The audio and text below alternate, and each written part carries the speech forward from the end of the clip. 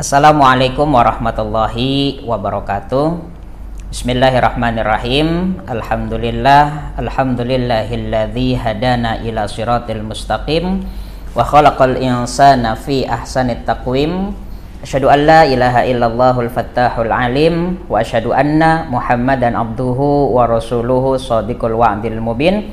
Allahumma shalli wa sallim wa barik ala sayyidina wa nabiyyina Muhammadin wa ala alihi wa ashabihi wa man tabi'ahu bi ihsanin ila yaumiddin. Kaum muslimin yang berbahagia dimanapun Anda berada, alhamdulillah hari ini kita sudah memasuki di penghujung akhir Ramadan, dan ada salah satu amalan ibadah yang mana diwajibkan bagi setiap umat muslim yang mampu, yaitu adalah mengeluarkan zakat fitrah. Sebagaimana Allah Subhanahu wa taala berfirman di dalam Al-Qur'an, Bismillahirrahmanirrahim, wa aqimus sholata wa atuz zakata warka'u ma'ar raki'in. Dan dirikanlah salat dan serta tunaikanlah zakat, dan kemudian rukuklah bersama orang-orang yang rukuk. Maka kalaulah salat disandingkan dengan zakat, maka zakat itu sendiri menjadi kewajiban yang sangat amat besar ditunaikan untuk seluruh umat muslim. Namun di sini ada orang-orang yang tidak berkewajiban membayar zakat walaupun ia seorang muslim. Siapakah dia? Yaitu adalah orang-orang yang ketika pada hari raya Idul Fitri dia tidak memiliki kemampuan untuk mengisi perutnya. Contoh misalkan di rumahnya hanya ada beras sebanyak 3 kilo. Kemudian pembayar zakat pun harus sebanyak 3 kilo. Jikalau ia membayar zakat, maka saat itu pada hari raya Idul Fitri ia tidak dapat makan apa yang ia miliki, maka ia pun tidak memiliki kewajiban untuk membayar zakat. Syarat yang kedua yaitu adalah seseorang tersebut, seorang muslim yang wajib membayar zakat fitrah, haruslah bertemu dengan dua hal. Yang pertama bertemu dengan bulan suci Ramadan, yang kedua bertemu dengan hari raya Idul Fitri. Jika seorang muslim tidak bertemu di antara salah satu dari kedua hal tersebut, maka ia tidak diwajibkan untuk membayar zakat fitrah. Sebagai contoh, ada seseorang yang wafat ketika sebelum waktu maghrib tiba, artinya belum masuk kepada 1 Syawal, walaupun ia bertemu Ramadan, namun ia tidak wajib membayar zakat karena ia tidak bertemu dengan hari raya Idul Fitri. Ataupun ada seorang bayi yang lahir tepat setelah maghrib sudah masuk waktu Syawal, tetapi ia tidak wajib membayar zakat karena ia tidak bertemu dengan hari Ramadan atau bulan Ramadan, walaupun ia lahir pada hari raya Idul Fitri, maka itu tidak diwajibkan untuk membayar zakat dan lain sebagainya. Maka kemudian Nabi SAW bersabda di dalam hadisnya yang disebutkan, faradha Rasulullah SAW zakat al-fitri. Nabi mewajibkan bagi setiap umat muslim untuk membayar zakat fitrah. Apa sih keutamaan orang-orang umat muslim membayar zakat fitrah? Yang pertama kata Nabi SAW, tuhratan lis-shaimi minal lagwi warrafathi. Zakat fitrah akan menjadikan seorang muslim yang berpuasa pada hari itu sebagai pembersih jiwanya. Karena ia telah berpuasa, pembersih hartanya juga, dia telah mengeluarkan hartanya di jalan Allah Subhanahu wa taala dari hal-hal yang buruk, dari perkataan-perkataan yang jelek, dari perbuatan-perbuatan yang dilarang Allah selama dia berpuasa. Kemudian yang selanjutnya adalah tu'matan lil masakin, untuk memberikan makan untuk orang-orang fakir, orang-orang miskin, orang-orang yang tidak memiliki kemampuan untuk makan. Karena Allah Subhanahu wa taala menginginkan setiap umat muslim di dunia ini ketika datangnya hari raya Idul Fitri merasakan kebahagiaan. Minimal mereka bisa makan dengan layak pada hari raya tersebut. Maka perintah zakat ini sangat diwajibkan untuk setiap orang muslim yang memiliki syarat dan kriteria tadi. Dan bahkan Sayyidina Abu Bakar Siddiq pun memerangi orang-orang yang tidak mau membayar zakat. Itu subhanallah, sangat-sangat ditentang khususnya oleh Sayyidina Abu Bakar. Maka kita semuanya sebagai seorang muslim yang sadar akan tuntunan agama, insya Allah kita akan menunaikan zakat fitrah tersebut tepat pada waktunya. Kapan waktu penunaian zakat fitrah? Man addaha qabla sholati fahiya zakatun makbulah.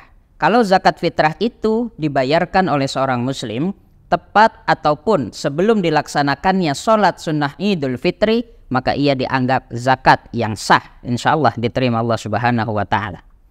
Wa man addaha ba'da sholati fahiya shadaqatun minas shadaqat.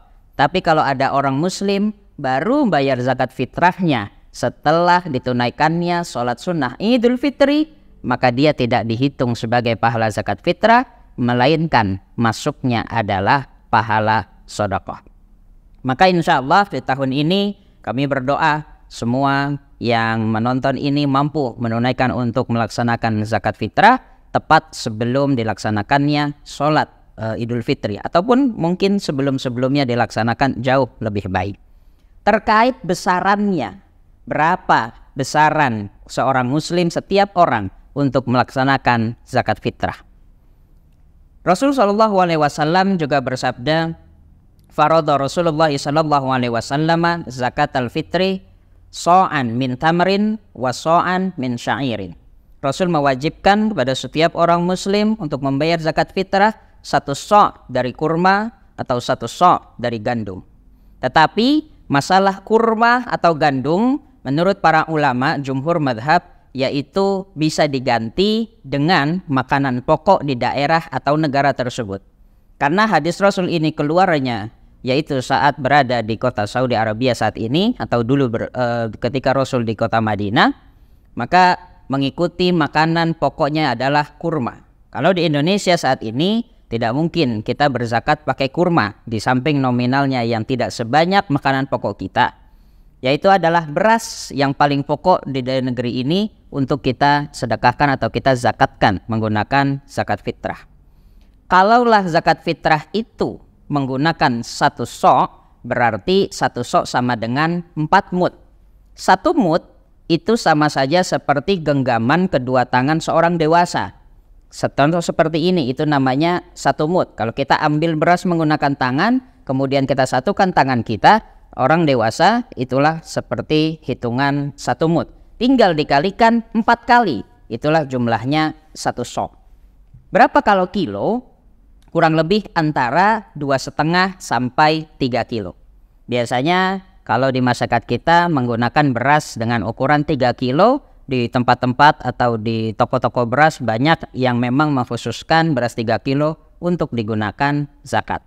Jadi 1 orang kurang lebih sekitar 3 kilo untuk menggunakan zakatnya. Dan setiap orang walaupun itu anak bayi yang tadi memenuhi kriteria, dia bertemu Ramadan, dia bertemu dengan Hari Raya Idul Fitri, maka ia wajib membayar zakatnya. Dan tentu yang membayar zakatnya adalah kedua orang tuanya.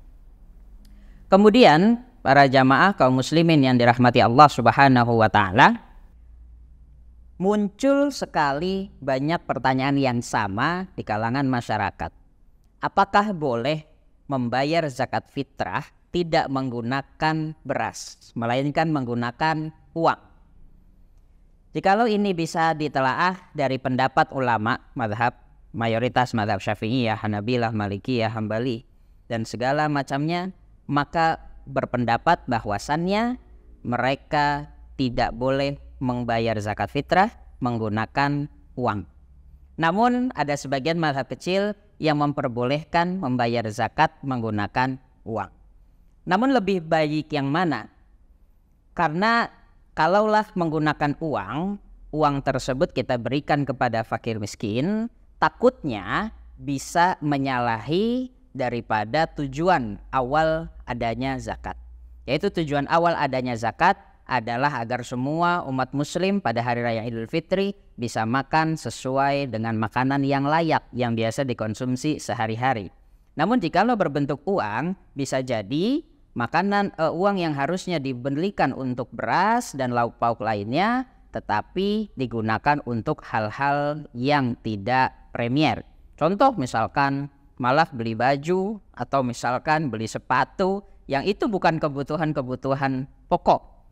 Dikhawatirkan akan terjadi seperti itu. Namun jikalau kita mau untuk memenuhi kebutuhan mereka selain daripada kebutuhan pokoknya, berasnya tetap diberikan, namun kita gunakan harta yang lainnya yaitu dari infak dan sedekah yang banyak sekali umat muslim sumbangkan pada bulan suci Ramadan ini. Mungkin bisa dibelikan minyaknya, atau mungkin bisa dibelikan ayamnya, atau mungkin bisa dibelikan tepung atau gula dan lain sebagainya. Yang terpenting adalah memenuhi kebutuhan pokok mereka masing-masing.